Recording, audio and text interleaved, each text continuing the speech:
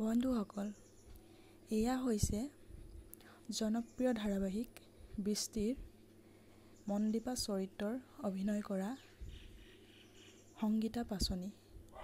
তেওঁ ধাৰাবাহিকখনত পুলিচ অফিচাৰৰ চৰিত্ৰটিত সুন্দৰকৈ অভিনয় কৰিছে।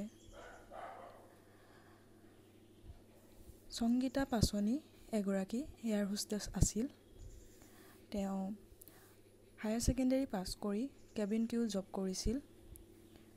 কিংফিচাৰ এয়াৰলাইন্স ইণ্ডিগোত তেওঁ কেবিন ক্ৰু জব কৰিছিল আৰু পিছলৈ তেওঁ গ্ৰেজুৱেশ্যন কৰিও MBA কৰে আৰু বৰ্তমান তেওঁ গুৱাহাটীত এখন এয়াৰ হোষ্টেছৰ ইনষ্টিটিউট চলাই আছে আৰু ইয়াৰ লগতে তেওঁ অভিনয় জগততো খোজ দিছে।